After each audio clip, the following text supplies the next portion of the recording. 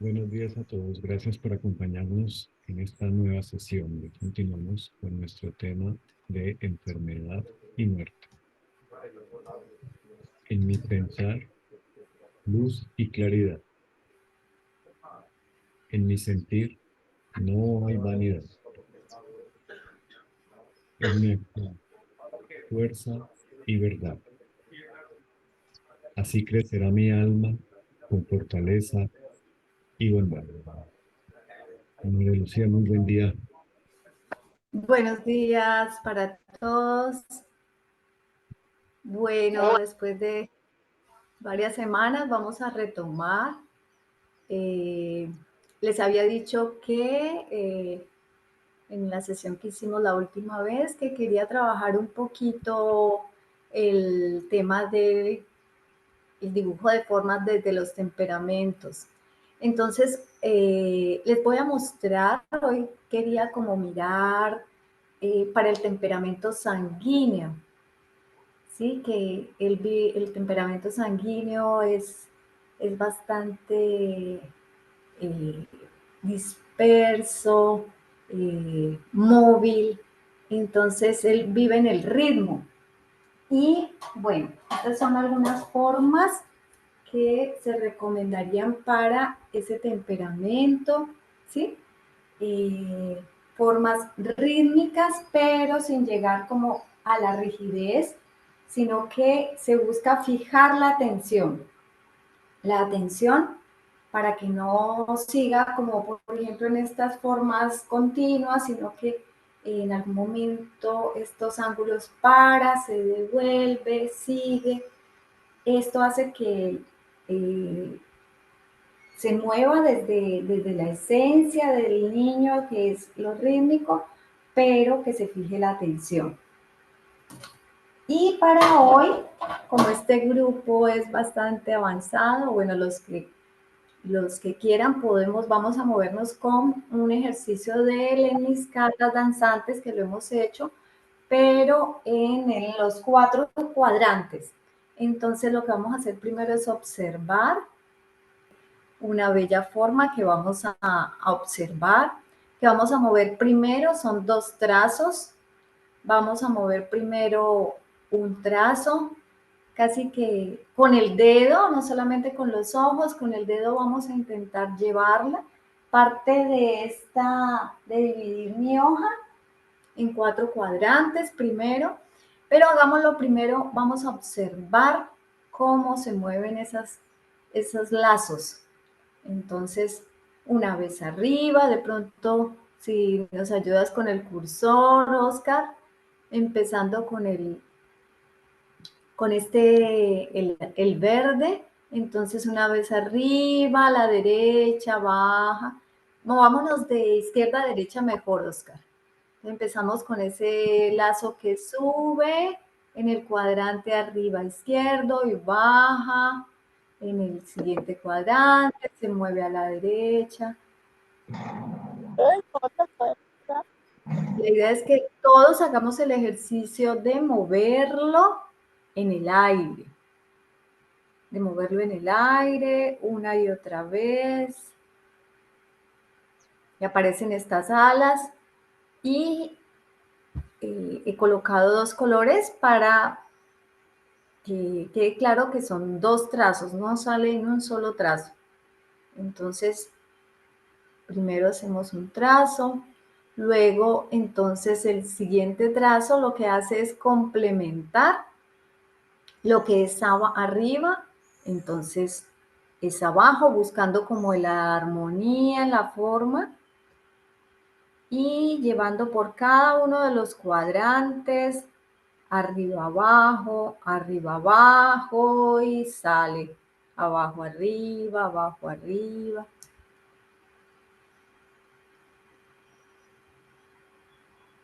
Y alguien que tenga, que apenas se esté acercando al dibujo de formas, podríamos hacer algo solamente como estas lemniscatas danzantes, rítmicas, en la hoja arriba abajo, y luego entrecruzar lo que es abajo es arriba, es una propuesta. Para los que apenas se acercan, voy a mostrarles ¿Qué podrían hacer?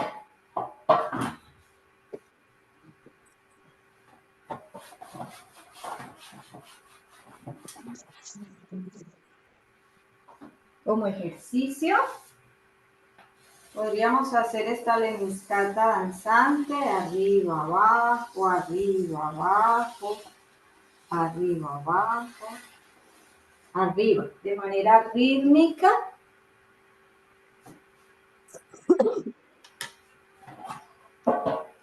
Yo muestro mi pizarra, pasando una y otra vez.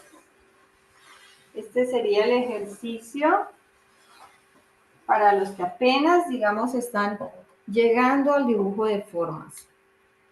Y luego complementarían la forma, entonces colocando el lazo complementario, lo que es arriba es abajo,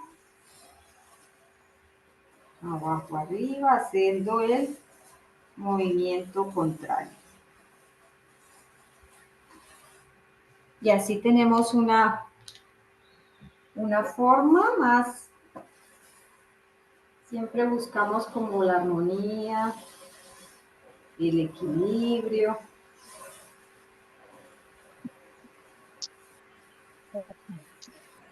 Este sería el ejercicio que propongo para los que no han trabajado el dibujo de formas, sino que apenas se están acercando. Para el otro grupo sí vamos a hacer el ejercicio, pero siempre empezamos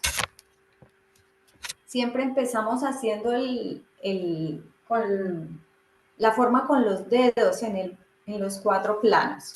Entonces, voy a mostrarlo. Si quieres, muestra mi pantalla.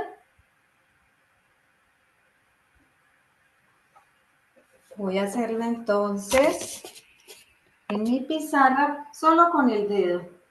Arriba, abajo y salgo. Abajo, arriba. Abajo, arriba.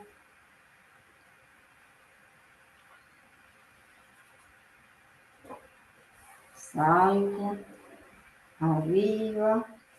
Abajo y vamos a hacerlo primero solo con el dedo moviéndome en el espacio y luego lo voy a hacer con un color muy, muy clarito.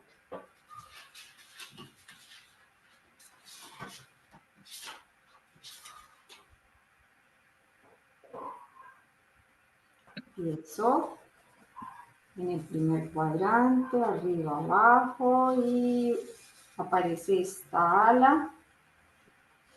Abajo, arriba.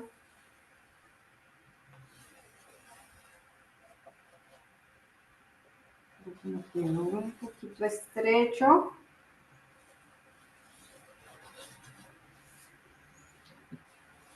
Arriba, abajo y retorno. Lo puedo ampliar un poco más.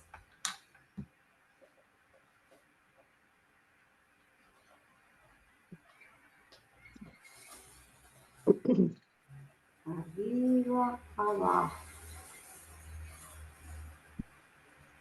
En cada cuadrante cambio la dirección. Abajo, arriba, luego el movimiento contrario y llego de nuevo. Este sería el primer trazo. Perdón, María Lucía, ¿podrás levantar un poquito porque no vemos la parte de abajo? Ahí Allí voy a acercarlo un poco más. perfecto, gracias. Ahora sí. Entonces aquí tenemos el primer trazo.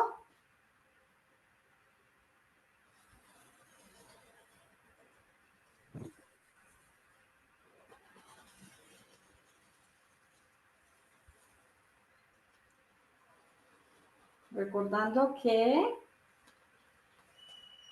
debo pasar muchas veces para que la forma quede equilibrada.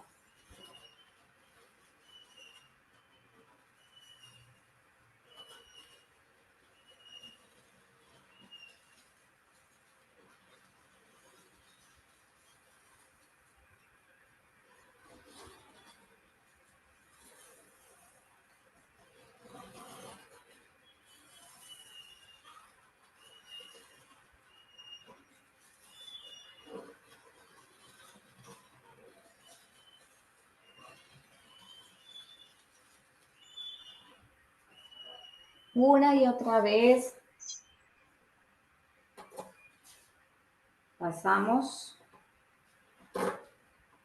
y tratando de no pasar por los mismos errores, sino alejándonos y mirar dónde necesito que la forma se equilibre más.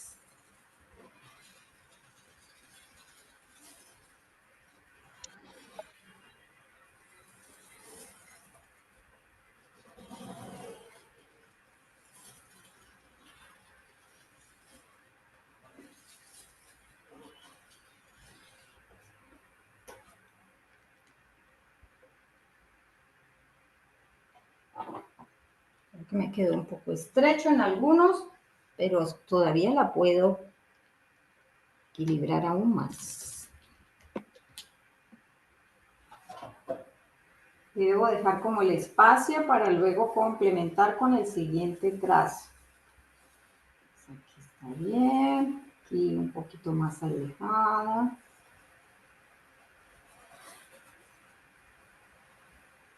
Está bien. Aquí lo alejo un poco más.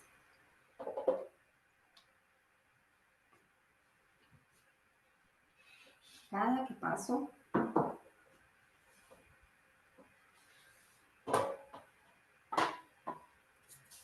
Vamos a ver.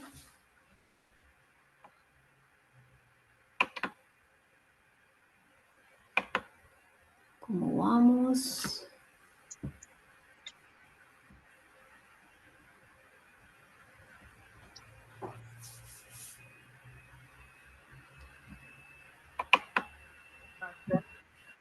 Tienes mucha fe, María Lucía. ¿Me hablas, Oscar? Nos tienes mucha fe. No, al contrario, ustedes son,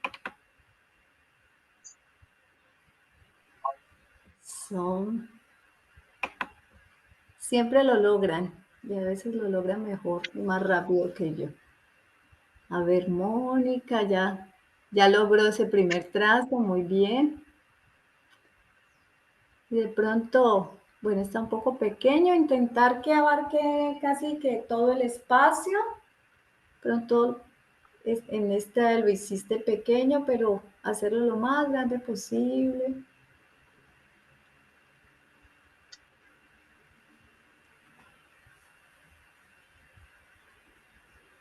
Y no tan cerca, dejando espacio. Recordemos que luego va a llegar otro trazo que va a ir y va a complementar. Entonces, si lo hago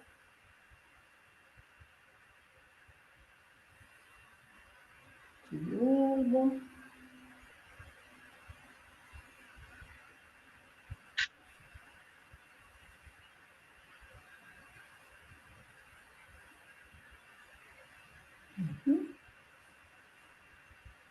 Vamos ya mirando cómo vamos a complementar ese trazo.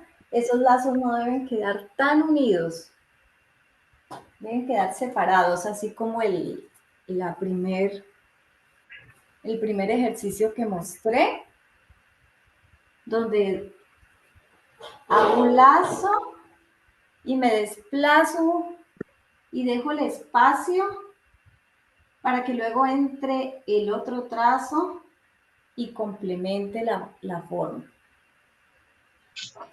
Entonces, por eso es bueno al principio trabajar con un color muy clarito, Mónica, porque nos toca volver, bueno, y si lo hacemos varias veces, mucho mejor. Voy a hacer entonces ya el segundo trazo. Y el segundo trazo, primero me muevo, como lo hice aquí, solo con el dedo. Y el segundo trazo es más fácil porque ese primer trazo me va guiando para moverme en el espacio. Entonces ahora voy a llevar el lazo que estaba hacia abajo, lo voy a llevar arriba.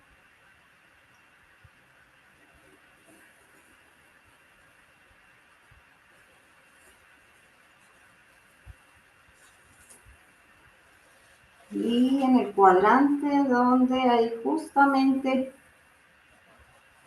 aparece como esta ala. Bueno, aquí también me quedó bastante.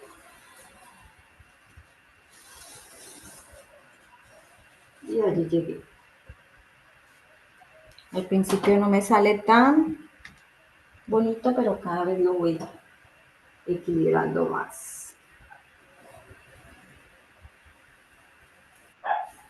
Arriba, abajo.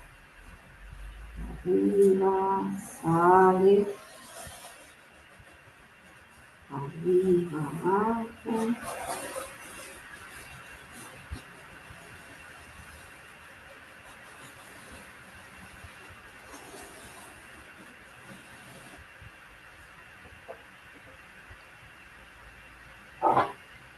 Y todavía me alejo y miro que puedo equilibrarlo. Esta parte me quedó muy afuera. Vuelvo y arranco.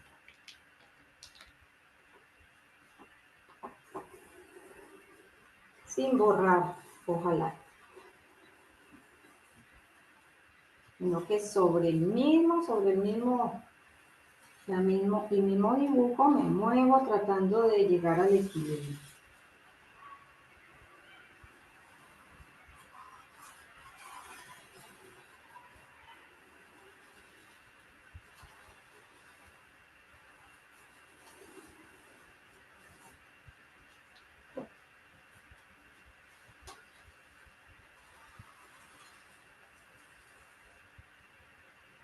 De los lados me quedaron un poco estrechos porque tengo aquí esta pizarra muy estrecha. Y como ven, he tenido que pasar una y otra vez.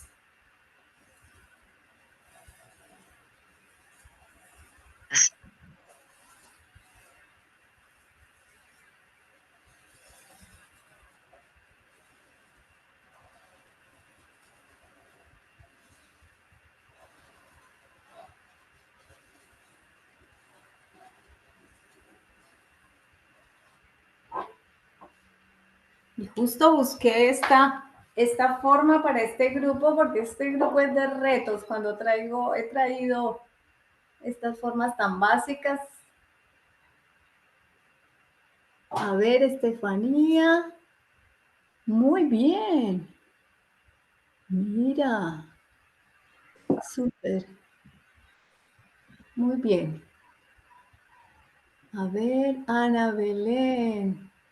Ah, ahí lograste el primer trazo. El otro casi no lo veo. Es complementar. Faltan estas alitas de los otros cuadrantes. ¿O está muy clarito? Pero el primer trazo se ve muy bien. Faltan estas alitas aquí abajo a la derecha, a la izquierda. Buen día, ¿qué ¿Cómo? tal? Buen día. Están, pero están muy claritas. Ahora las profundizo un poco más. Ah, ok. Porque mira que quedan en los 4 cuadrantes, están totalmente simétricos. Muy bien, pero va muy bien estos movimientos.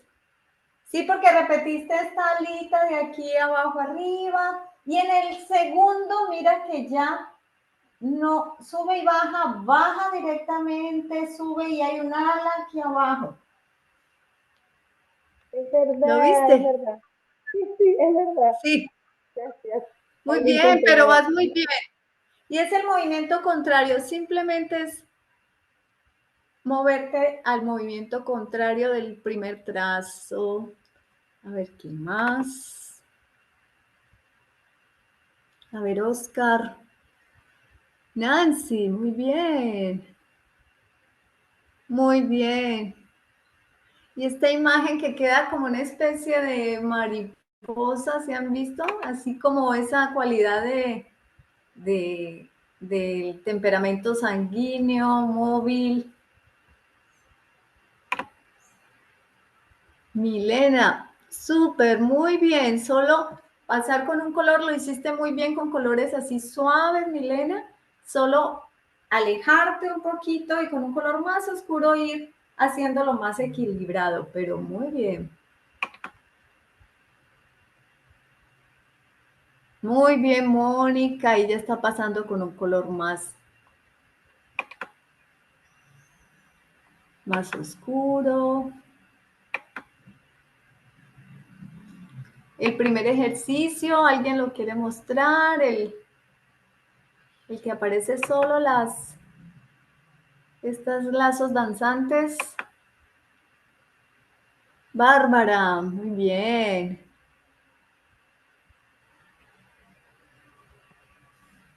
Súper. Sí, entonces, cada que pasamos, miramos si hay que hacerlo el lazo un poquito más ancho o más estrecho. Cada que pasamos, vamos mirando cómo armonizar la forma completa.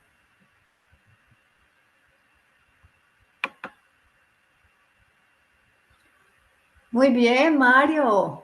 De una vez te fuiste con el color. Sí, siempre pues hacerlo muy clarito o apenas uno apoyando. Esa es la recomendación para cuando hago el primer movimiento y ya con seguridad me lanzo con los colores más visibles.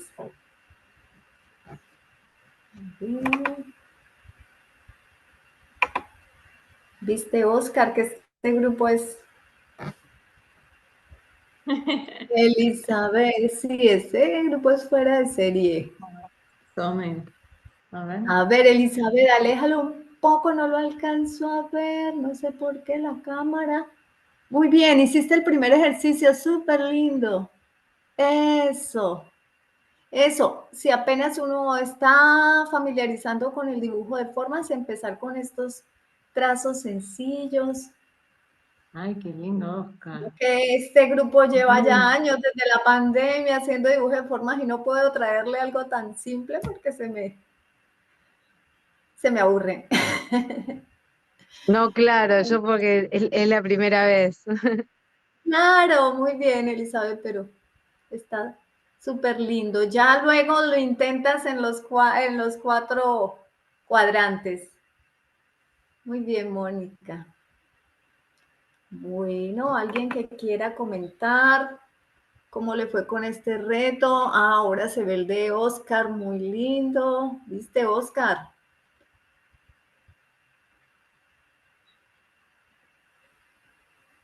Voy a intentar de hacerlo en una hoja más grande porque Sí, sí, sí. Sí, es bueno ya de pronto en la semana que lo puedan hacer en una pizarra amplia, o en una hoja más grande, para poder tener esta percepción de movimiento más amplia. Bueno, alguien que quiera comentar antes de cerrar este espacio, cómo fue la experiencia.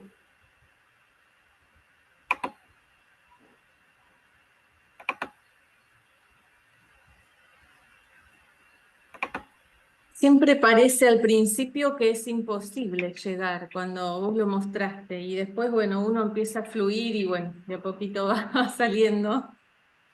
Pero bueno, Así es. particularmente me cuesta pasar por otros lugares, como que veo, me encuentro con la dificultad y y vuelvo a pasar por el mismo lugar. Es todo un ejercicio.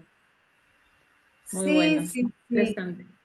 Entonces, cuando nos alejamos y observamos, este es un ejercicio de mucha atención, que es justamente lo que necesita alguien muy sanguíneo, que está todo el tiempo muy disperso, mucho movimiento, como fijar la atención y, movernos. Y en estos cambios de dirección, allí es donde tenemos que estar mucho más atentos, como le pasó a Ana, creo que necesitó. Ahora sí, descubriste el segundo trazo.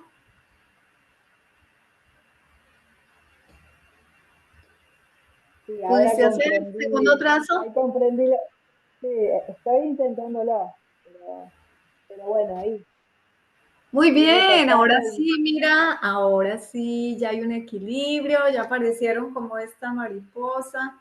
Sí, y no importa si al principio no se le ve la forma, pero la vamos conquistando a medida que lo vamos trabajando y sobre todo requiere de mucha atención y mucha presencia. Bueno,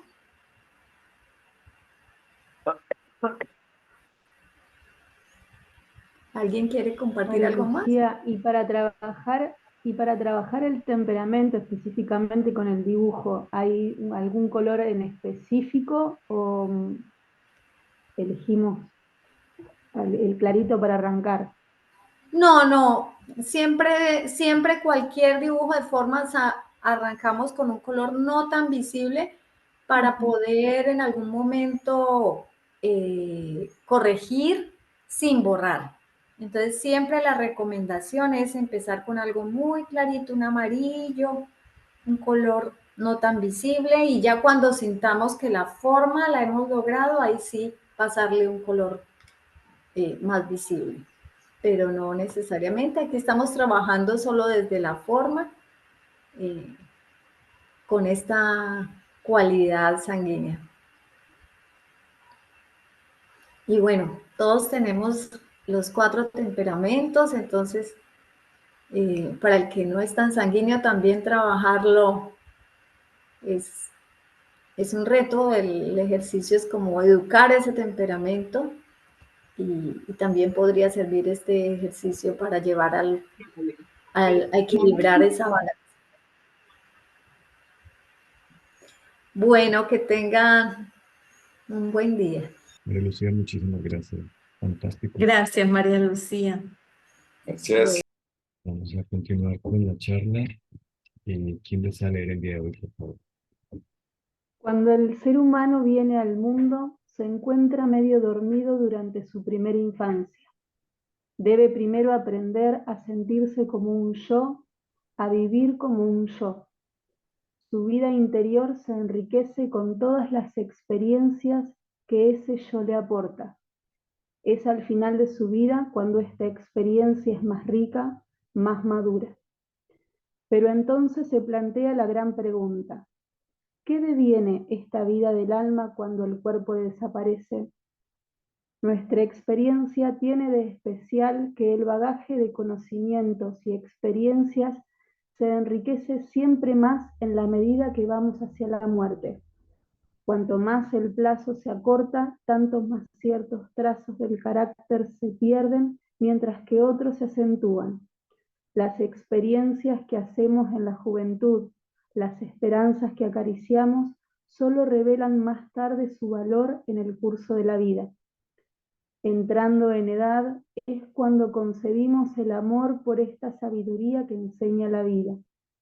Este amor por la sabiduría no es egoísta. Crece a medida que nos aproximamos a la muerte, a medida que disminuye la oportunidad de sacar provecho. Nos atamos cada vez más a esta riqueza interior. Observamos que el estudio de las cosas espirituales puede también arrastrar una especie de tentación, la de creer que la sabiduría adquirida en esta vida podrá transmitirse a la próxima existencia. Cierta dosis de egoísmo, un egoísmo prolongado al otro lado de la vida presente, puede también venir de nuestros estudios espirituales cuando son mal comprendidos. Hay ahí un peligro inherente a la naturaleza de estos estudios. Fragmento del libro El sentido del amor en el mundo, de Rudolf Steiner. Gracias, Estefan. Maestro Mario, muy buen día. Muy buenos días para todos. Bueno, voy a compartir pantalla. Bueno, vamos a ir un paso más en esta comprensión de lo que ha sido el proceso de la enfermedad en los seres humanos, cómo la enfermedad ha tenido lugar en nuestra naturaleza Y lo que hemos tratado de comprender de una manera nueva es que la enfermedad de alguna manera es un camino, podría ser un camino para nuestro desarrollo espiritual. Si entendemos que esta misma enfermedad es una posibilidad que nos hace percibirnos, y a partir de esa percepción hace que inconscientemente comencemos un camino de autoconocimiento y posteriormente de autoeducación. Ya hemos descrito las tres etapas previas al misterio del Gólgota. Hemos mencionado que hubo dos grandes tentaciones y hemos tratado de comprender que la tentación de consumir el fruto del conocimiento no fue un acto único, sino que fueron múltiples actos o variados actos progresivos en el mismo desarrollo de la humanidad. Y hemos visto que hubo un primer momento en el periodo lemuriano donde esta tentación conllevó a que el ser humano tuviese una intensificación de sus sentidos, o sea, una hipersensibilidad sensorial. Y vimos que allí el ser de Cristo, unido al alma natánica, intervienen para poder contrarrestar este efecto que las fuerzas luciféricas estaban tratando de introducir en la naturaleza humana justamente para desviar su desarrollo. Un segundo momento en el primer periodo en la primera etapa del periodo Atlante, donde ahora las fuerzas arimánicas influyen para intensificar las fuerzas vitales y así conllevar a que cada órgano demandara su propia naturaleza con una avidez que hubiese terminado siendo más allá de lo animal.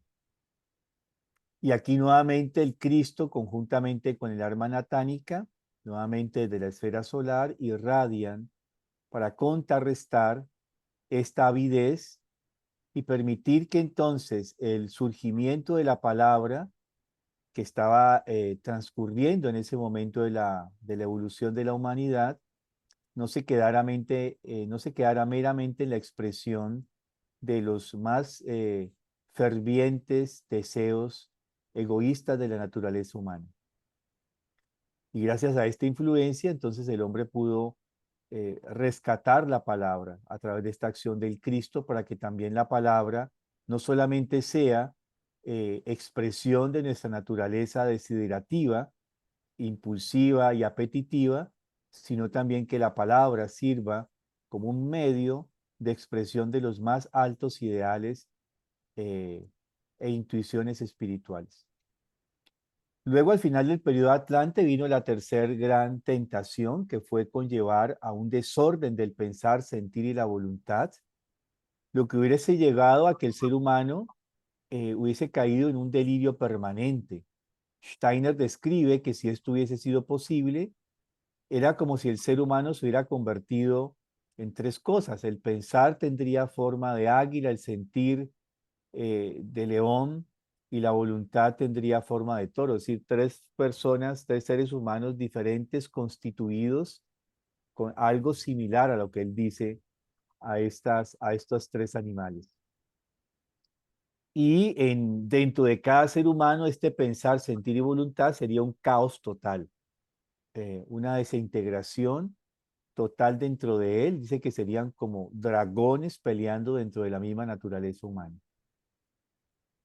Y el cuarto, que es el que quiero hoy que nos centremos, es el Gólgota mismo, ya el proceso en que el Cristo ya no actúa desde las esferas espirituales, conjuntamente con el alma natánica, se unen para poder desde allá, desde el mundo espiritual, irradiar y contrarrestar estos desvíos a los que la naturaleza humana estaba siendo llevada, sino que ahora él mismo va a encarnarse en una constitución física, en un cuerpo físico que había sido preparado, era sido la tarea justamente del pueblo hebreo, preparar un cuerpo maduro, con ciertas características de perfección, que pudiera en este cuerpo incorporarse la naturaleza del ser del Cristo.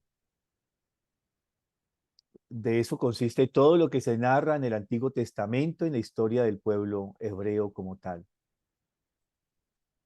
Y de alguna forma en el Nuevo Testamento, tanto en el Evangelio de Mateo como de Lucas, se da cuenta de este proceso de preparación de esta corporalidad.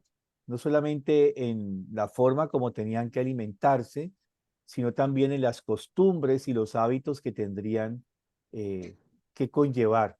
Y en esto consiste el pacto, el primer pacto que hace un hombre con un Dios, al menos descrito desde el relato mitológico, que es el pacto de Abraham con Dios, que es justamente esta preparación del cuerpo, de este cuerpo que sería el cuerpo de Jesús de Nazaret. Y en este momento del Gólgota, justamente el Cristo interviene porque aquí lo que estaba en peligro era el desorden de las fuerzas del yo, era la desintegración total de las fuerzas del yo, y por eso el Cristo, justamente ahora unido al cuerpo de Jesús de Nazaret, al alma de Natánica, se unen estos dos principios, físico-anímico, para que el ser del Cristo pueda incorporarse. Y en este proceso, él tiene que vivir durante 3 años, 3 meses aproximadamente, un proceso de una transformación que ya el ser espiritual, que era el espíritu de Zaratustra, había preparado durante este tiempo, durante 30 años. Recordemos que el espíritu, el ser espiritual de Zaratustra, es una de las almas más evolucionadas, de los seres espirituales más evolucionados que ha tenido la humanidad. Y este ser, durante este tiempo incorporado a este ser de Jesús de Nazaret, transforma, ennoblece hasta donde le es posible como un ser humano encarnado, transformar la naturaleza de este ser humano. A los 30 años, nos describe Steiner, en el momento del bautizo del Gólgota, el espíritu de Zaratustra abandona, cede este cuerpo de Jesús de Nazaret, que porta el alma de Jesús natánico, y se incorpora entonces el Cristo. Y en este momento comienza un proceso de transformación, de sublimación, de transespirituación y eterización de ese cuerpo físico, que va a conllevar justamente hasta el momento de la cruz. En el momento de la cruz va a pasar algo especial, es donde me quiero centrar hoy, y es que Cristo realmente, como lo describen los evangelios y algunos de los relatos de los hechos de los apóstoles, Cristo vacía completamente su sangre sobre la tierra. Es decir, él queda sin una gota de sangre en su cuerpo. Y tenemos que entender que esta sangre que derrama Cristo sobre la tierra no es una sangre común, no es una sangre cualquiera, es una sangre que ha sido espiritualizada, eterizada, transformada hasta sus últimos elementos. Y esta sangre vaciada justamente sobre la tierra va a generar un efecto sobre esta tierra, que es un ser que está moribundo. La tierra como ser es un ser que está moribundo desde hace mucho tiempo. Y ahora vamos a mirar que seguimos haciéndola cada vez, agravando su situación cada vez más. Entonces, hay unos datos muy importantes, porque allí, justo en el sitio donde el Cristo es crucificado, se narra justamente de que la tierra se abre. Hay un gran temblor y la tierra se abre. Y se dice también en los relatos míticos que justamente este lugar del Gólgota era donde yacía el cuerpo del antiguo Adán. Entonces, al abrirse la tierra allí caen las últimas gotas realmente de sangre de Jesús, que es la pleura, es la que eh, surge a partir, emana de él a partir de la lanza de Longino que se entierra en el el quinto espacio intercostal.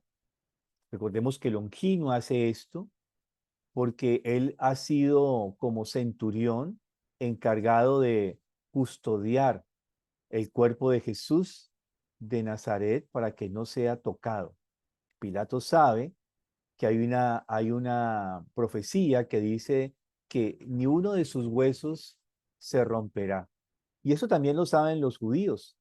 Y justamente al caer ya la tarde, mandan a sus secuaces, los judíos, para que justamente se rompa la profecía, quebrando así sus huesos. O sea, la costumbre de los crucificados que hacían los romanos al caer la tarde y no morían era quebrarle sus huesos, sus extremidades, para que de esta manera el cuerpo se descolgara de una manera más abrupta y la muerte, al llevar a una presión sobre toda la caja torácica, pues muriera mucho más rápidamente. Longino sabe esto. Pilatos, por supuesto que lo sabe, por eso ha mandado a Longino allí. Y Longino, cuando ve que van los judíos a hacer esto, él inmediatamente les dice, no hay que quebrarle los huesos, está muerto, y entonces entierra su lanza con la habilidad que tenían los guerreros romanos, justamente en el quinto espacio intercostal. Y una anécdota interesante, y es que Longinos tiene cataratas, pero aún así la habilidad mercenaria le permite ensartar su lanza justamente en el quinto espacio intercostal. Y dice la leyenda de que ahí emana las últimas trazas de ese fluido sanguíneo del cuerpo de Jesús de Nazaret. Y esa pleura, como se llama, esos últimos residuos, algunas de esas gotas tocan los ojos de Longino, y dice la leyenda que se curó de sus cataratas. Esta lanza ha sido guardada como la lanza del destino y custodiada de una manera sigilosa, muy devota, y durante muchos siglos esta lanza fue protegida, porque la leyenda decía que el que poseyera esta lanza tendría el poder de todo el mundo. Entonces, en este momento, y acá va a ser lo interesante de comprender un poco más el misterio del Gólgota, esa sangre transformada, espiritualizada, eterizada del Cristo, es la que impregna nuestra tierra. Y en ese momento algo de esa vida de espiritual renovada, de ese impulso espiritual, justamente impregna la tierra. Y acontece el proceso de la resurrección,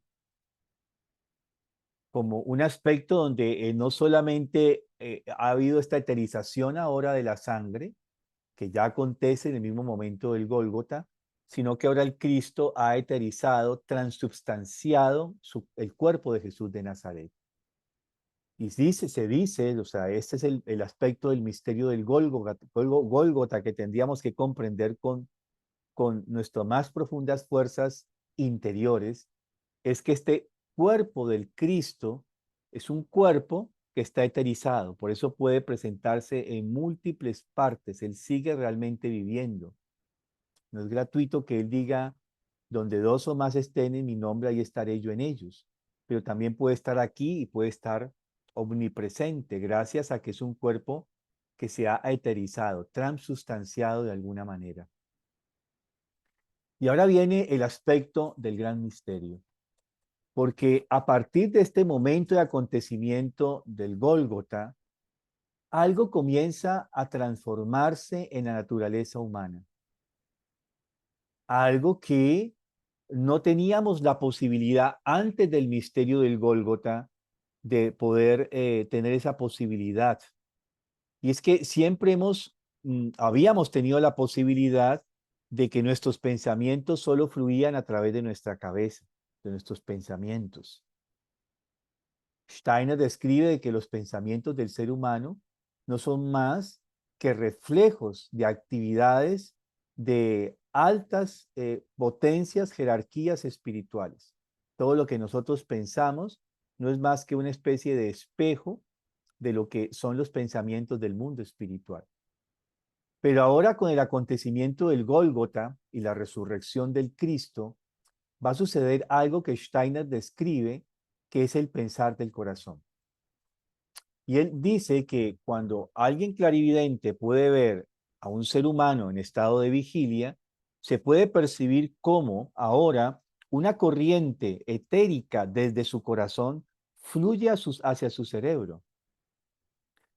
Y estas corrientes lumínicas, que pueden tener diversos colores dependiendo de la naturaleza del ser humano, es decir, de su condición de desarrollo espiritual, Steiner le dice de su desarrollo moral, van a fluir desde su corazón hacia su cabeza, y él dice que exactamente hacia la glándula pineal, hacia una región que tendría que ver con la glándula pineal. Y dice él, en 1911 habla de esto, estas fuerzas ahora no solamente fluyen desde la cabeza hacia toda la totalidad del cuerpo, como se concibe en la ciencia natural hasta cierto punto y desde un punto de vista, lo que es la corriente de los pensamientos, sino que ahora desde el corazón fluyen fuerzas etéricas que van hacia la naturaleza, o sea, hacia la naturaleza pensante, hacia la parte cefálica del ser humano. Y esto solo es posible a partir del misterio del Gólgota.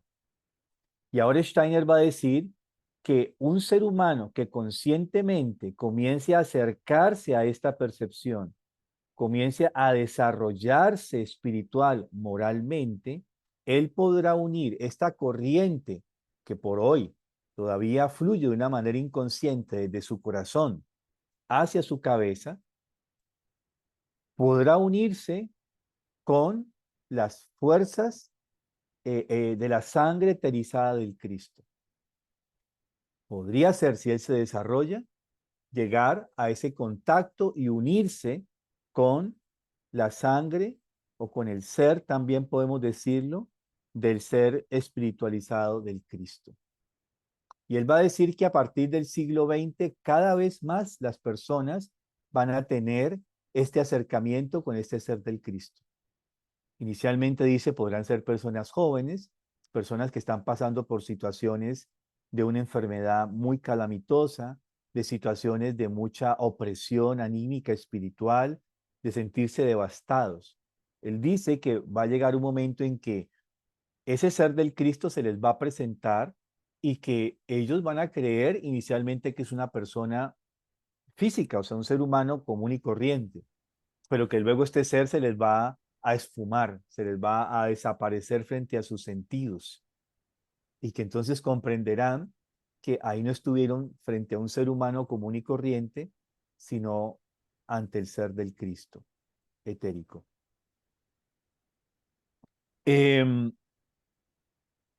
Bueno, y aquí tenemos que adentrarnos ahora a algo que, bueno, quiero ir antes un poquito, bueno, o sí, iremos a esta parte de acá. Siempre hemos dicho en la antroposofía que el ser humano es un ser trimembrado. Tiene una parte que es su voluntad, que en lo corporal está digamos, representada por lo metabólico motor. Una parte afectiva, vida de los sentimientos, que está representada en la parte cardiorrespiratoria, y una parte cognitiva, que está representada en nuestra cabeza. Y Steiner dice que nuestro yo, todavía en ensoñación media en estas tres facultades del alma, en estas tres constituciones que tenemos los seres humanos, constituidas por su propio desarrollo. Y nos va a decir que en la vida afectiva, ahí estamos como cuando estamos soñando. Él dice que en la vida afectiva, cuando estamos en estado de vigilia, despiertos, es como soñar despiertos. y que todo lo que se manifiesta en nuestra vida afectiva es las representaciones que surgen como sentimientos son de nivel inconsciente. Y también nos dice Steiner que en esa vida afectiva generalmente es pulsada el alma hacia los dos extremos de la simpatía y la antipatía. Y ahí nos dejamos guiar solamente por los sentimientos de simpatía o antipatía, lo que me agrada o lo que me desagrada, que podría estar vinculado con lo más profundamente de manera inconsciente moral o no, pero allí, independientemente de esto, somos jalonados de un lado para el otro. En la parte volitiva decimos que cuando, dice Steiner, que cuando estamos despiertos en estado de vigilia, la voluntad duerme. Ahí somos plenamente dormidos, inconscientes. Y las intuiciones que puedan surgir se dan en un estado totalmente dormido de inconsciencia. Y en la parte cognitiva, ahí estamos despiertos. Ahí vivimos de alguna manera en imágenes despiertas. Y él va a colocar justamente en esta conferencia de 1911, cuando comienza a hablar del pensar del corazón, él va a decir que lo que sucede en la vida de vigilia, que en la parte consciente estamos despiertos y en la parte de la voluntad estamos dormidos, eso se cambia cuando dormimos. Porque entonces esta voluntad que en el estado de vigilia es inconsciente, ahora en el estado de sueño, ella obra para reconstituir y regenerar toda la naturaleza corporal que el ser humano ha consumido durante el estado de vigilia. Y el estado cognitivo pensante duerme. Y nos va a decir que en ese momento, seres de las más altas jerarquías colocan los impulsos morales justamente en el nivel de nuestro inconsciente. Si hemos vivido de la manera adecuada durante la vigilia. Es importante. Si hemos tenido ideales espirituales, si hemos tenido ideales morales en la vida consciente, si hemos tratado de vivir con ellos, si hemos tratado de crear hábitos, porque él dice de que ahí es donde tratamos de estos hábitos y formas colocarlos en nuestro mundo cognitivo despierto. Si hemos vivido así durante la vigilia, durante el sueño, en nuestra voluntad, estos seres de la alta jerarquía impregnan ideales y entusiasmo, ideales morales y entusiasmo en la naturaleza del ser humano. Bien, entonces, desde este punto de vista, de este plano astral, que es donde obra realmente el mundo de los pensamientos cósmicos, se van a reflejar en nuestra cabeza. Por eso Steiner dice que son como sombras, que lo que está acá en nuestra cabeza no es lo que nosotros pensamos. Bueno, puede ser lo que nosotros pensamos, vimos eso hace 8 días, por todos los hábitos que arrastramos no solamente de esta vida, sino de encarnaciones posteriores.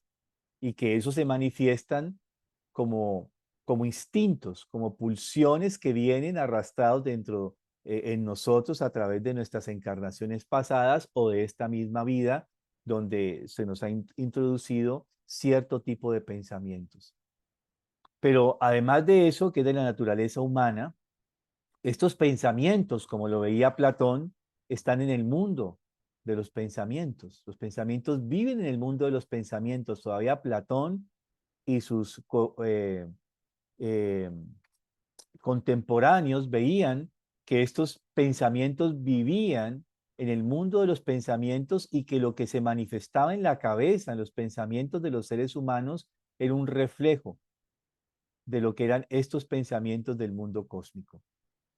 Y desde allí lo que se ha venido introduciendo en todo lo que sobre todo ha sido el siglo XIX, adjudicando que esta capacidad de pensar solamente de una manera muy egoísta, diría yo, le corresponde a mi cabeza. O sea, que lo que yo pienso es mío meramente y no hay nada espiritual que le anteceda a lo que se manifiesta como pensamientos dentro de mi cabeza como tal. Pero ahora Steiner nos dice, no, venga, hay una cosa distinta, ¿sí? Además de eso, que es cierto, no es tan falso, ¿cierto? Lo que dice la ciencia natural, fluye una corriente desde el corazón etérica hacia la cabeza, ¿sí? Y desde la cabeza entonces ahora retornan esto que se da acá, que se puede introducir si estamos bien. Dice que inconscientemente igual para todos los seres humanos suceden, pero que muchas veces estos colores pueden ser diferentes. Él habla de un rojo parduzco de las personas que no tienen muchos impulsos, entusiasmo y digamos, ideales morales. No tienen tanta imaginación moral como le va a llamar posteriormente él. Entonces, de aquí fluye del corazón hacia la glándula pineal, hacia esta región, un color rojo parduzco. Mientras que las personas que tienen ideales morales, que tienen un gran entusiasmo para transformar el mundo, para que sea mejor, ese color de las fuerzas etéricas que fluyen de su corazón hacia su cabeza son de un lila. Y entonces va a hablar de la variabilidad de ese color, de acuerdo al desarrollo espiritual. Pero si esto logra ser cada vez más consciente, este fluir de este pensar del corazón hacia la cabeza, entonces ahora desde la cabeza fluirán estas fuerzas hacia el corazón. Esto lo describe Steiner en 1911, ¿sí? Y resulta de que a mediados del siglo XX, el doctor Armour y todos sus colaboradores, bueno, ahora quiero regresar a esta imagen, o no, digámoslo antes de Armour, ¿cierto? Entonces él divide esa naturaleza ternaria del ser humano en los tres ámbitos que son superiores en el mundo espiritual. Entonces divide, yo le llamo a esta figura del homúnculo antroposófico. No sé si conoce el homúnculo que ha descubierto la ciencia de cómo en el cerebro se manifiesta, se refleja todo sensorialmente. En esta imagen podemos ver cada una de las fuerzas planetarias, de las fuerzas constelares, cómo ayudan a la conformación de la naturaleza humana, pero en esta imagen Steiner nos la divide. Entonces nos dice de que en este primer plano están los pensamientos del plano astral, que fluyen, como vimos ahora, hacia la naturaleza humana.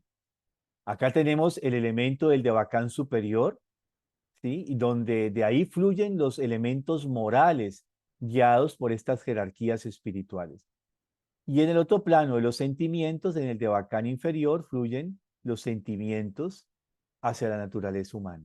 O sea que nuestro pensar, sentir y voluntad, en principio, no es meramente una situación que venga dada desde su constitución física, su herencia, su karma, sino que también del mundo espiritual fluyen estas fuerzas del pensar, del sentir y de la voluntad hacia la naturaleza humana. Entonces, ahora sí con el doctor Armour.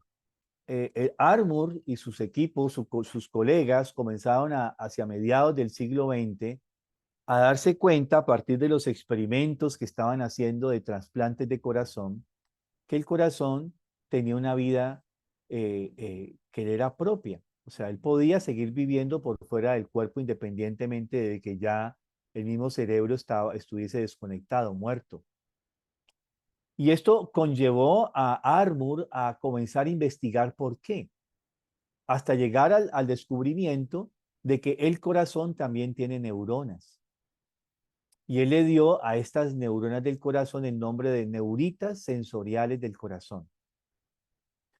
Y comenzó entonces a hacer un cambio radical en la ciencia, porque él dijo, no solamente el cerebro piensa y el cerebro guía y manda órdenes y relaciones a todo el cuerpo, sino también que hay una relación entre el corazón y el cerebro y todos los demás órganos.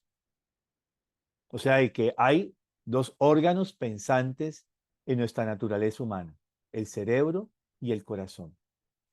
Esto lo pueden investigar, es muy amplio. Él tiene un instituto donde se ha dedicado durante ya varias décadas a investigar este proceso del pensar del corazón. Aquí en esta imagen vemos cómo desde el cerebro Aquí está toda una imagen de lo que es más o menos su estructura. Él envía las relaciones, las conexiones, las órdenes, los mensajes a cada uno de estos órganos, en especial al corazón. Pero a su vez nos muestra en esta imagen cómo desde el corazón también fluyen relaciones hacia el mismo, la misma estructura cerebral neurosensorial nuestra. Y llegando a este cuadro bastante complejo, donde está A, es como hasta aquí se concebía las relaciones de la corteza cerebral hacia todo nuestro organismo, y con los descubrimientos del doctor Armour nos muestra las relaciones ahora mucho más ricas que hay cuando se introduce el pensar del corazón. Eso está explicado de manera, digamos, matemáticamente, ¿sí? Física matemática, cómo están esos niveles de esas conexiones.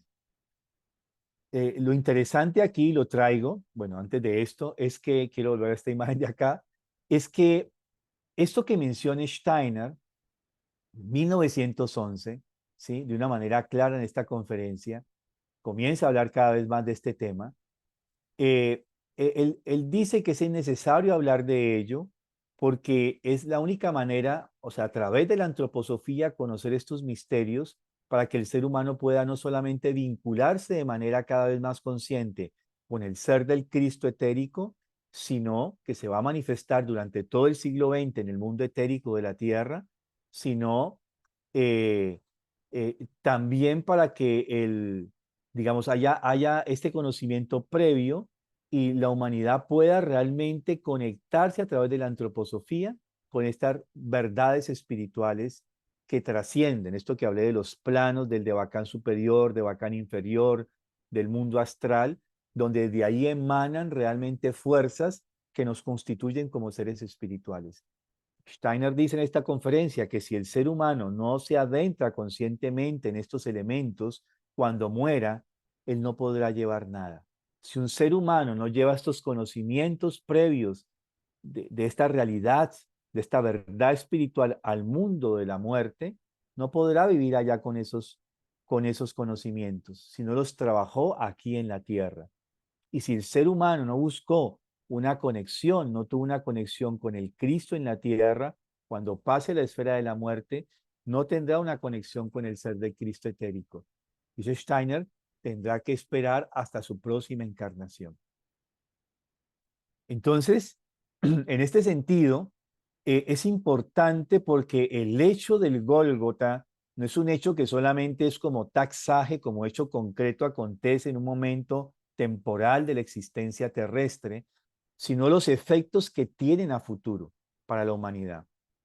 Y en este sentido es que el Cristo pueda seguir obrando para la tierra y para los seres humanos desde el mundo etérico. Pero ya desde finales del siglo XIX, el Cristo tiene que volver a intervenir por quinta vez. Porque, ahora voy a explicar por qué. Porque a finales del siglo XIX, el Cristo estaba perdiendo la posibilidad de conexión con el alma natánica. Algo está influenciando para que el alma natánica perdiera el vínculo con el ser del Cristo. La pregunta es, ¿qué aconteció a finales del siglo XIX? Durante el siglo XIX, en especial a finales del siglo XIX, para que esta relación del Cristo con el ser del alma natánica comenzara a ser escindida. Él perdía la conexión. Recordemos que él no puede obrar solito, él tiene que tener un vehículo. Y este vehículo a través del cual ha obrado siempre ha sido el alma natánica. Y esto solamente podemos entenderlo cuando comprendemos esta relación. Yo traje esta imagen porque quizás nos pueda ayudar un poco a entender este aspecto.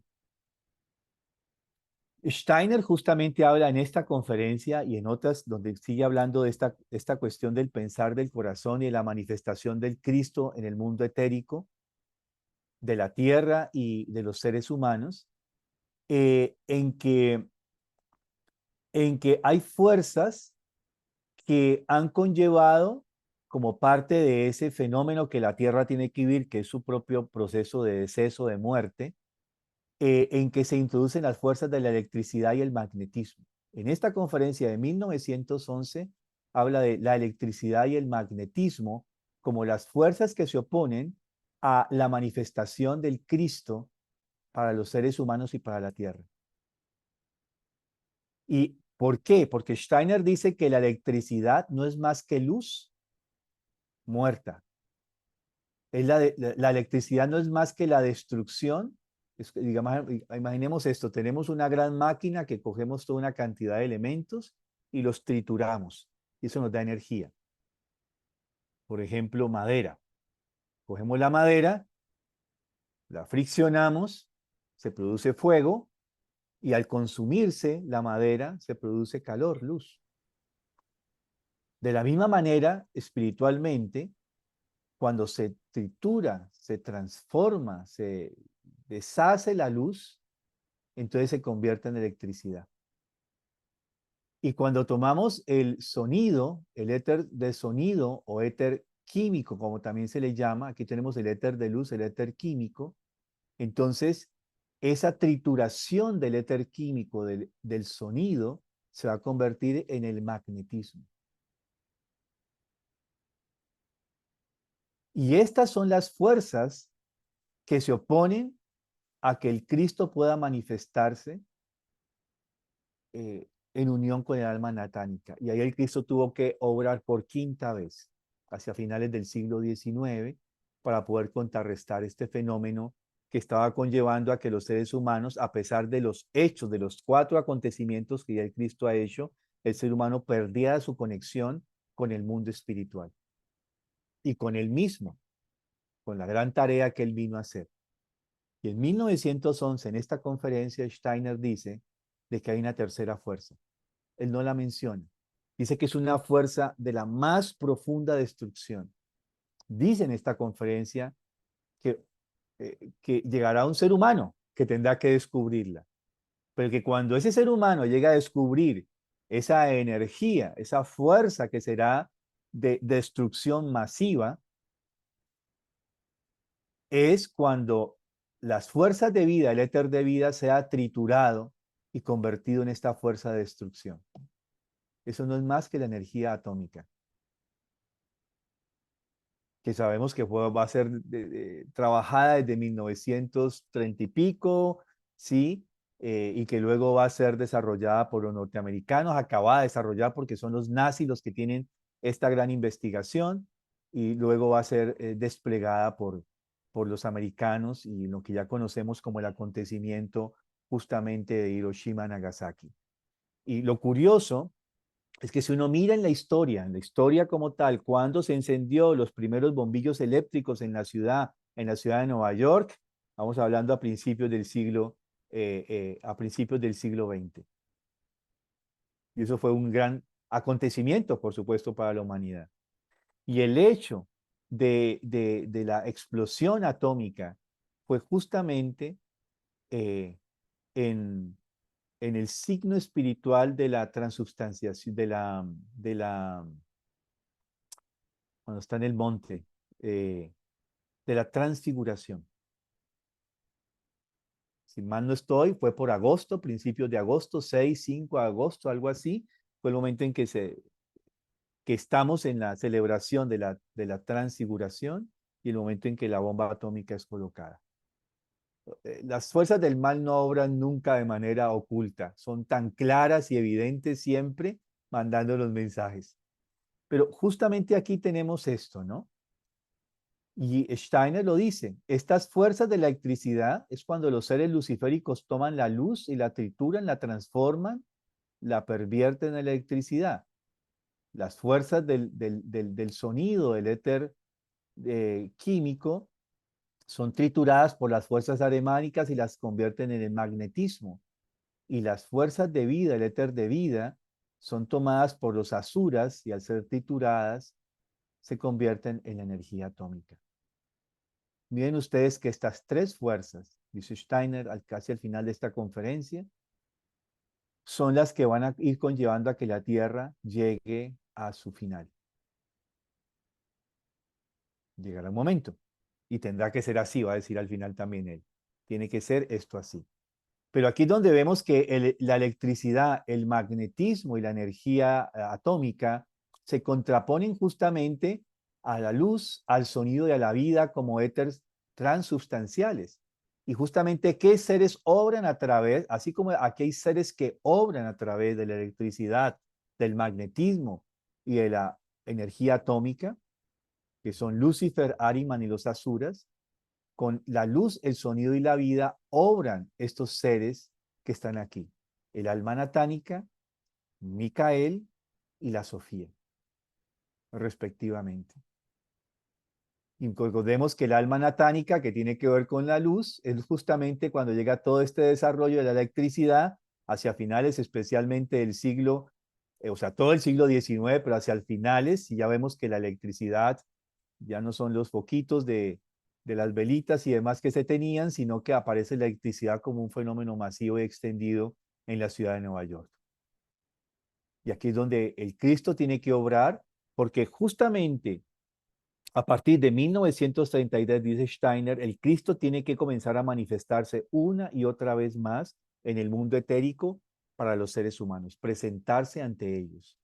Y conocemos todas las anécdotas que hay alrededor de la Primera y Segunda Guerra Mundial de esta manifestación del Cristo etérico. Hay muchos libros muy bellamente hechos que hablan de estas experiencias del Cristo en el mundo etérico con seres humanos, en especial cuando padecen enfermedades muy largas, prolongadas, o sea, grandes momentos de sufrimiento, de angustia, de congoja de la naturaleza humana. Él llega, da un consejo, da alivio, da la fuerza que necesita para seguir adelante y desaparece. De hecho, hay muchas anécdotas. Yo personalmente escuché muchísimas de decenas de pacientes que tuve hablando de esto, que pues en la intimidad podían sentirse libres de poderlo hacer, pero mucha gente no lo hace porque teme que los califiquen de locos y dementes. ¿Sí? Bien. Quería con esto traer esto hoy de la esencia del cuarto momento y del quinto momento el que en Cristo ha actuado para la humanidad. Y en especial porque tenemos cada vez más, si una tarea esencial tiene la antroposofía, es tomar en esta existencia que vivimos, que podemos vivir en estado de vigilia, poder tener conciencia de la real tarea del Cristo, de la realidad que tenemos hasta ahora como un estado de velo, de ignorancia frente a ese mundo espiritual, y esa conexión, esa reconexión, porque recordemos que el pecado original no es más que aquello que nos cerró la puerta, cada vez ese telón fue cada vez más denso hasta que perdimos totalmente el contacto con el mundo espiritual. Y nuestra tarea a partir de acá, porque ya el Cristo nos ha permitido esto, es poder realmente revincularnos. Y ese es el gran aspecto de sanación. Sí, de manera general, el consumir del fruto del conocimiento, del bien y del mal, es decir, de haber despertado prematuramente el polo neurosensorial como capacidad de fuerza pensante, de esta manera, la enfermedad del pecado en lo corporal de la humanidad, como se puede entender desde la antroposofía, sería redimir esa enfermedad, sanar ese aspecto de la enfermedad, de la enfermedad del pecado en lo corporal de la humanidad, permitiendo una conexión con el Cristo y una conciencia cada vez mayor que por sobre nosotros obra un mundo espiritual eh, eh, de alta jerarquía y de manera sublime para nuestro desarrollo. Podemos estar condenados a quedarnos aquí, en medio de esta tierra, adeptos de estos seres elementales, de estos seres espirituales, y entonces seremos conducidos a la antiluna. Steiner da algunos esbozos de lo que pasará allí, que es la antimateria o el mundo de la antimateria, el mundo de la eterna oscuridad, el mundo paralelo a la tierra, la creación paralela que hacen los seres adversos para aprisionar aquí al ser humano, o podremos liberarnos y pasar a la siguiente etapa, que va a ser la de Júpiter. Bien, hoy dejemos ahí.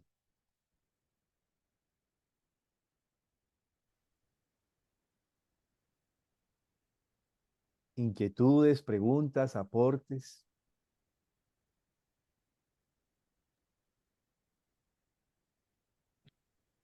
Yo creo, Mario. ay, perdón. Ah, bueno, Mario después Olga. Oiga, ¿quién? Mario levantado la mano, creo. Sí, al mismo tiempo.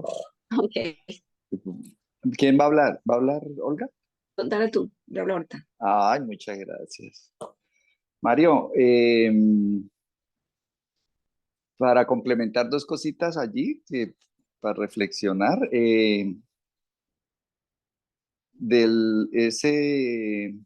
por aquí hay un libro que se llama El despertar del corazón, ¿sí? Que fue traducido aquí en Cali por nuestro amigo Javier Concha Isman, que en paz descanse, murió hace un año. Entonces ya saben, este libro pues, es una de las referencias que está haciendo Mario. Y por acá nosotros tuvimos a el primer sacerdote, que es Manuel Toro, colombiano, que vino hace como un mes larguito, como casi 2 meses. Y ahorita que estabas hablando me acordé de algo que él dijo y pues lo voy a traer aquí a colación porque no lo he investigado bien, pero nos queda de tareas a todos. Nosotros tenemos la guerra de Israel de Gaza, también llamada la guerra de Gaza o invasión de Israel de Gaza, ¿sí? Un conflicto armado en curso que comenzó el 7 de octubre y esto dejando muchos muertos y todo. Entonces él trajo eso acá, a colación, el sacerdote.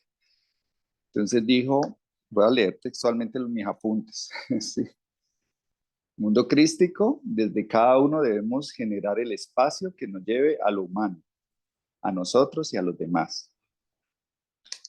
Entonces él empezó explicando puso el mapa del Mar Muerto, de África, y bueno, y entonces puso la Franja de Gaza. Y justamente esa Franja de Gaza, así como estás diciendo que los seres de oscuridad se manifiestan exactamente, entonces es exactamente lo que estás hablando del Gólgota, dijo Manuel Toro, ¿sí? Exactamente en ese punto, ahí es donde se abre la Franja de Gaza. Y entonces trajo a colación que nosotros debemos generar el espacio que nos lleve a lo humano, a nosotros y a los demás, ¿sí? El conflicto Palestina-Israel. Y entonces habla que Jesucristo estuvo caminando esta franja y estaba viendo el reinado de las leyes antiguas, de ojo por ojo, de diente por diente, y dice que esto ya no va más. Y dice que la tierra se separó y entró el cuerpo del Cristo justamente en este lugar, en la franja. Entonces, pues lo traía como a colación, Mario, si sabes algo de eso, yo solamente apunté. Sí, Gracias. es un buen dato, ¿cierto? Porque justamente si miramos la Tierra como un cuerpo, esa parte del Medio Oriente representa la cabeza, ¿sí? Y de la cabeza esa parte representa esta parte de aquí, el entrecejo. Ese es inclusive el Jordán. El Jordán es así como este huequito que tenemos acá. Todos los seres humanos no tenemos este huequito aquí. No lo tuvimos siempre. ¿Sí? Acá. Mira, aquí es donde comienza la nariz. Aquí. Este huequito. Los griegos no tienen ese puente. Los griegos tienen una nariz que viene desde acá recta. ¿Sí? Pero a partir del hecho de Cristo, los seres humanos comenzamos a tener este espacio acá. Y ahí eso es como una calavera. No ese Gólgota es una calavera. Es realmente un cráneo. ¿Sí? Como tal. Y justamente allí, este elemento, ¿por qué las fuerzas espirituales del mal quieren obrar o han obrado siempre en esa zona? Eso es una gran pregunta que tienen inclusive los historiadores, ¿no? Porque una zona tan espiritual, tan rica espiritualmente, esa vez la tierra de tanta guerra, de tanta masacre durante milenios, porque eso no es nuevo. Eso es desde siempre. Ahora pues se da de esta forma tan atroz con bombas y misiles, donde cada vez lo humano interviene menos. Antes al menos era una confrontación face to face y la gente cogía su garrote y su hacha y vamos a matarnos, ¿cierto? Pero hoy en día todo es dirigido por acá a alguien que no sabe cuánta gente hay allá, quién hay allá, y no, que va la bomba, pum, dio la bomba y murió el que murió. Sí, así, sin compasión, porque no hay ningún tipo de contacto. Ahí ha cambiado algo. Steiner habla de cómo la guerra, justamente a partir de la Primera Guerra Mundial, cambian las condiciones. Y justamente allí obran las fuerzas del mal. Uno mira los discursos, lo que ha dicho este primer ministro israelí antes del hecho, de estos hechos atroces, y también de un lado y del otro. Pero justamente la gran tarea nuestra es cómo irradiamos las fuerzas espirituales. Uno puede actuar de manera física, pero también cómo colocamos nuestros pensamientos más, nuestros impulsos morales más pristinos para que haya sanidad a esa región. Y necesitamos que eso exista, porque allí es donde realmente las fuerzas del mal comienzan a obrar.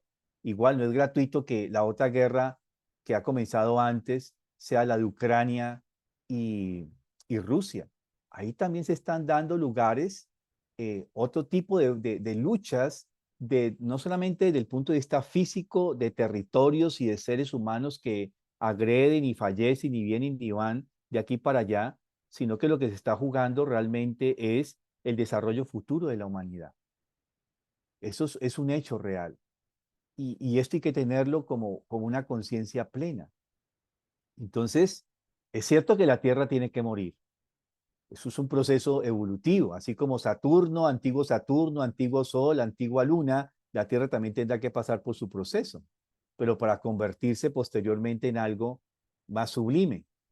Es donde tendríamos justamente la gran esfera que sería de Júpiter, ¿no? Que se llama Stein.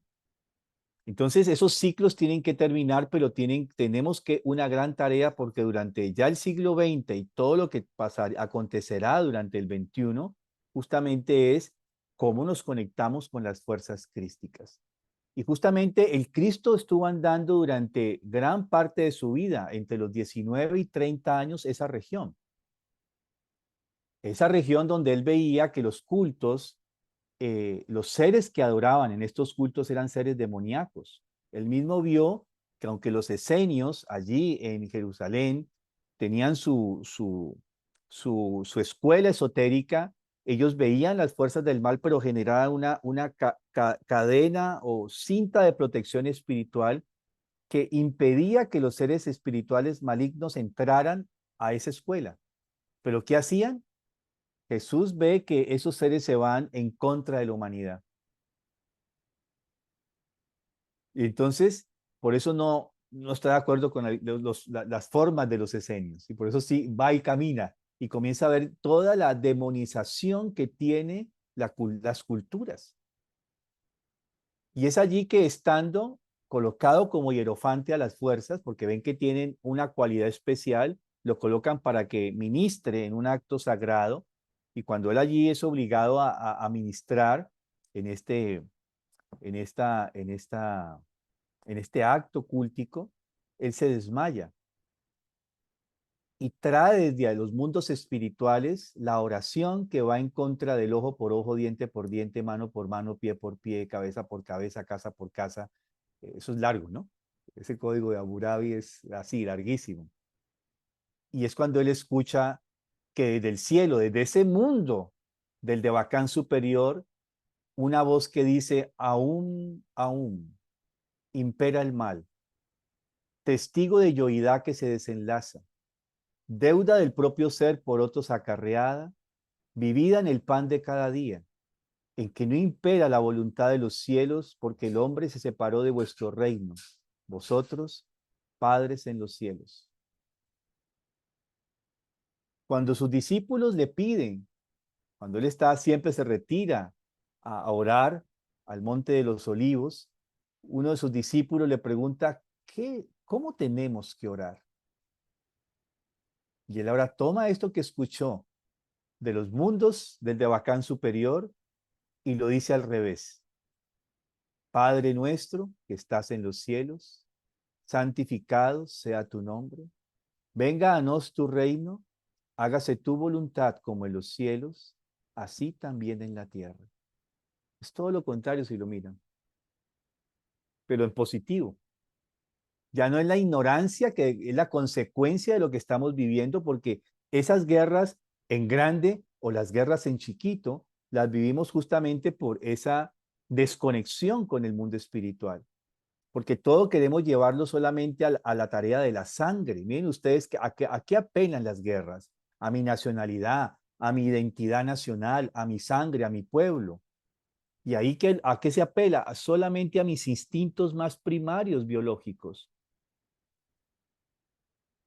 Y eso es el ojo por ojo, diente por diente. Tuvo que colocarse para poder colocar un equilibrio en la humanidad, porque estaba llegando a tal nivel que los jueces en esa época, inspirados por el Devacán superior, dicen: venga, regulemos esto, regulemos el karma acá en la tierra, para que esto no siga siendo como está siendo todavía hoy en día, ¿cierto? Unos contra otros, le colocamos una bomba, pues nosotros le colocamos una mayor, ¿sí?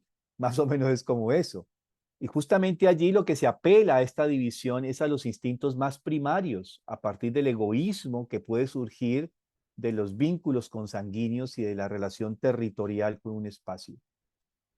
Pero el Cristo nos trae entonces la gran tarea, que lo podemos mirar desde el punto filosófico, pero es espiritual, donde transforma esto y dice: venga, aquí nos queda solamente el amor y el perdón, que son los dos grandes misterios justamente de evolución humanos. ¿Cómo miramos esto? ¿Cómo no nos quedamos? Y hay partes donde él habla mucho de esta parte moral que realmente tenemos que introducir. ¿Cómo miras tú la viga dentro la brizna dentro del ojo y no la viga? Entonces nos está hablando de la autoeducación. Y Steiner dice que la única manera en que podemos realmente vincularnos con el mundo espiritual es a través de la autoeducación. Dice, pero no se lo tomen a la ligera, porque la autoeducación es la tarea más difícil que puede emprender un ser humano aquí en la Tierra. Y dice, inclusive en esta conferencia de 1911, él dice: y los que más creen que eso es muy sencillo son los antropósofos. Creen que la autoeducación es una cosa muy sencilla. Dice, la vida humana es muy compleja. ¿Sí? Y nos da las bases de la autoeducación en este sentido, de cómo vincularnos espiritualmente. Entonces, cada que pensemos en estos sitios donde las guerras hay 60 o más guerras en este momento, pero hay dos guerras cruciales que son bastante arquetípicas en torno a lo que está aconteciendo con la involución humana. Y ahí es donde tenemos que actuar para poder contrarrestarlo. Antes de Jorge estaba Olga, creo. ¿Creo que levantó la mano? Sí. Sí. Bueno, quería hacer una pregunta sobre el alma anatánica. No sé si de pronto la explicaste al principio, pero yo no la tengo desde la sesión pasada, cuando siempre dices que el alma anatánica ha trabajado con Cristo y hoy dijiste que era como el vehículo que él usaba, pero podrías ampliarme un poco más el concepto del alma anatánica. Sí, cuando aconteció el pecado original, hubo algo de la humanidad. Aquí el error es que uno siempre piensa que Adán era un ser humano físico único y Eva también era otro ser humano físico único, pero no.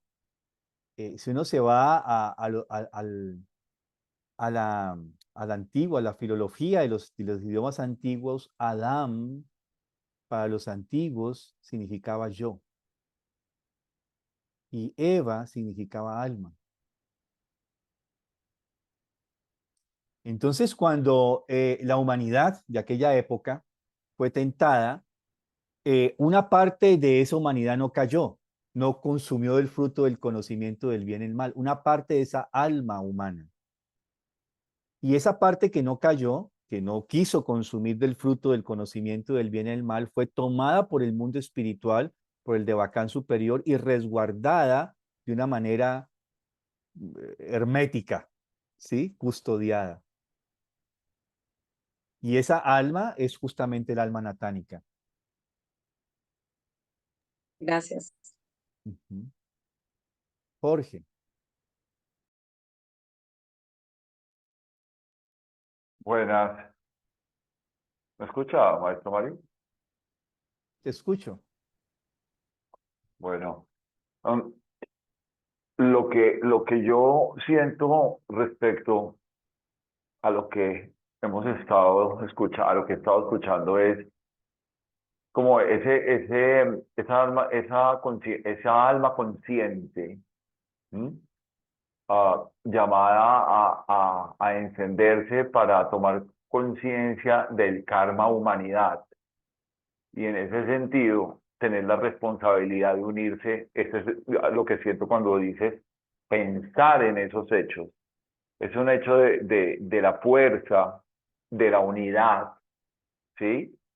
Y en todo ese sentido, quisiera entender cuando en la gráfica dice Cristo Sol, porque me parece que ese Cristo Sol tiene como un entendimiento hacia despertar el corazón, que es el fin, es lo que realmente estamos llamados a pensar a través al corazón, ¿sí? Para poder unirnos en un solo corazón a efecto de que podamos transmutar este karma humanidad.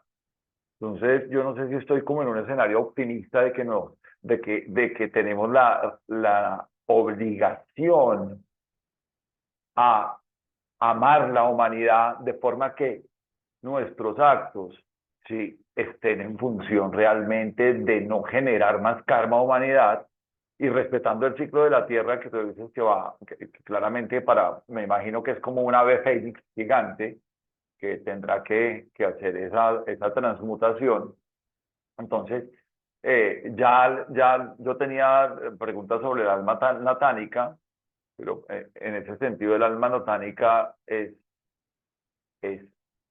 la divinidad que tenemos que traer, ¿sí? Entiendo ahí qué papel, y espero no ser muy confuso en mi pregunta, pero que ese Cristo Sol, ¿qué ampliación tiene, Maestro Mario? Bueno, cuando se habla del Cristo Sol es porque Steiner hace una referencia a él, o sea, la función del Cristo a nivel cósmico, macrocósmico, espiritual, es la misma función que tiene el Sol.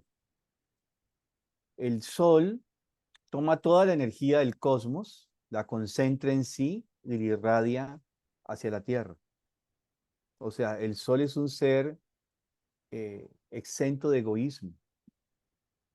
Si el Sol fuera egoísta, estaríamos todos perdidos. A este no le doy mando luz hoy. Él manda su luz a buenos y malos, ¿sí? A acertados y errados. O sea, y entonces esta es una naturaleza del Cristo. Él toma todo lo que puede tomar, pero lo toma para justamente entregarlo.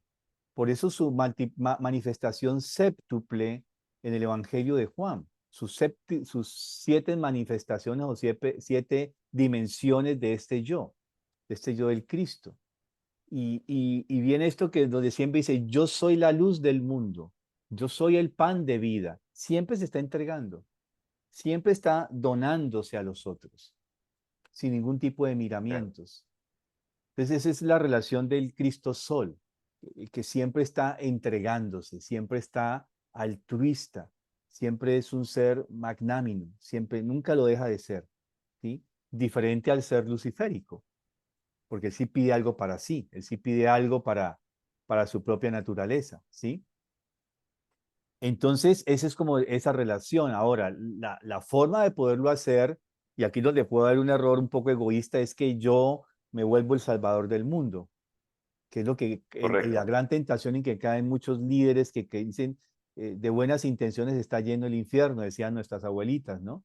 Y sí, muchas veces uno se cree que es el salvador y eso es un error, porque nadie es el salvador de nadie, de sí mismo por lo menos, ¿cierto? Tendría que ser. Pero justamente en ese sentido es cuando yo logro vincularme con el ser de Cristo. Y aquí lo quiero relacionar con esta reflexión que hace Tania, que dice la autoeducación es lo más difícil para el ser humano. Creo que un verdadero antropósofo debe ser, sabe que no es fácil. Y hoy parece un tema de estatus el ser iluminado y consciente. Lo que veo es que el conocimiento de lo que dicta Steiner se convierte en la oportunidad de juzgar al otro porque no sé, yo sé más, pero yo no trabajo en mí profundamente. Claro, eso es la gran tentación justamente, porque tenemos que vencer lo denso que hay dentro de nosotros. O sea, la vida humana es muy compleja. Solo hay que entender que eso de que en el día nuestra voluntad duerme y en el sueño está despierta. Eso ya ahí está uno para uno. Explique mejor con plastilina porque cómo es que es la cosa, ¿sí? O que el pensamiento en el día está en vigilia, está despierto, pero en la noche duerme. Ya eso implica realmente una complejidad que implica romper totalmente paradigmas. Pero los que de alguna manera han intentado caminar en el camino de la autoeducación, es un tema que es difícil, porque hay que luchar con sus propios demonios, con sus propios dragones, con las propias ideas que se pueden meter dentro de uno, con su propio ilusionismo de que uno es el salvador o que uno es el sabedor, o sea, todo esto son errores, ¿sí?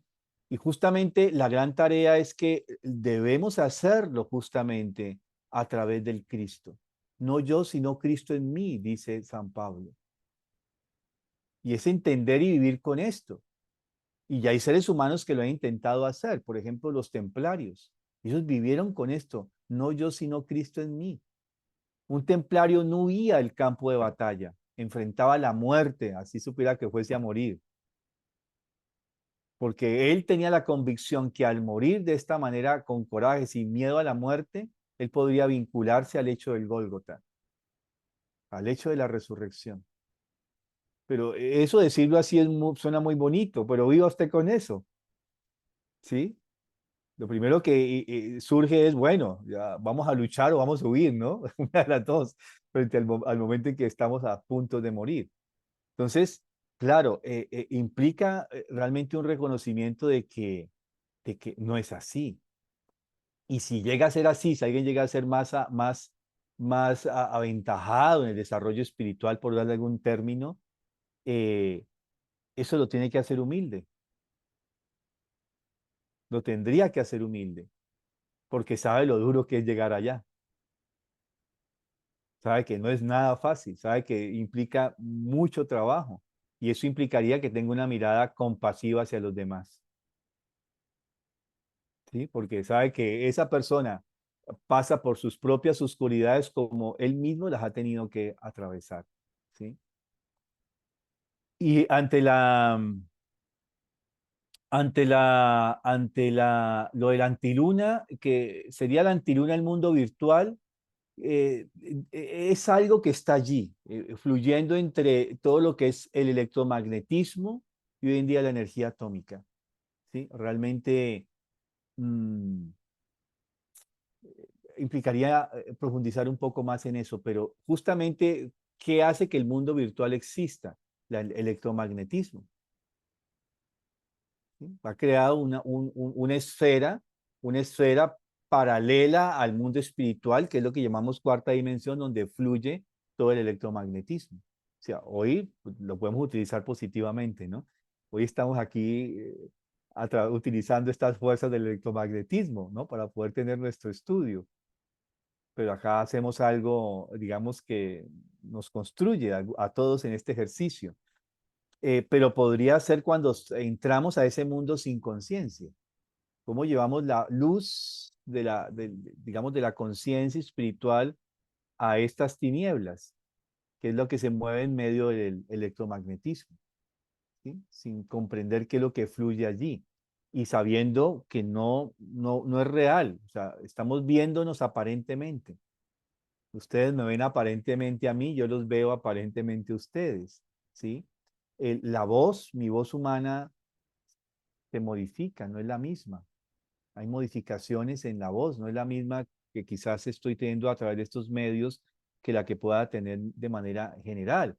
Pero además de eso, en una relación real tenemos los 12 sentidos, bueno, los 15 sentidos.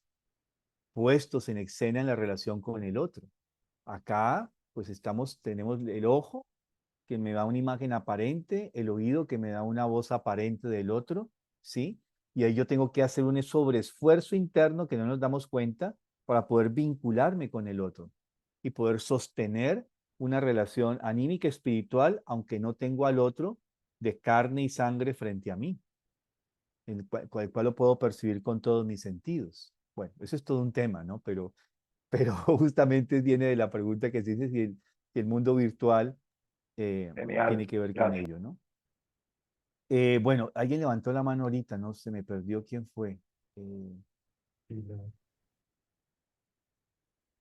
levantó la mano? ¿Quién recuerda que levantó la mano? Porque yo no vi la mano y no.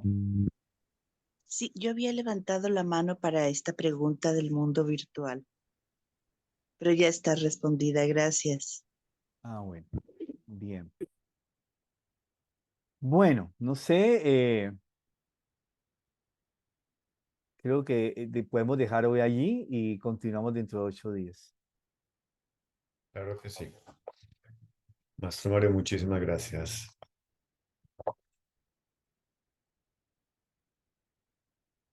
¿Quién desea cerrar, por favor? En mi pensar, luz y claridad. En mi sentir, no hay vanidad. En mi actuar, fuerza y verdad. Así crecerá mi alma, con fortaleza y bondad. Gracias, Mónica. Gracias. Gracias a todos. Nos vemos dentro de 8 días. Gracias, Maestro Mario. Muchas Feliz día. gracias. Gracias, muchas gracias, Chao. Mario. Muchas gracias. Muchas gracias.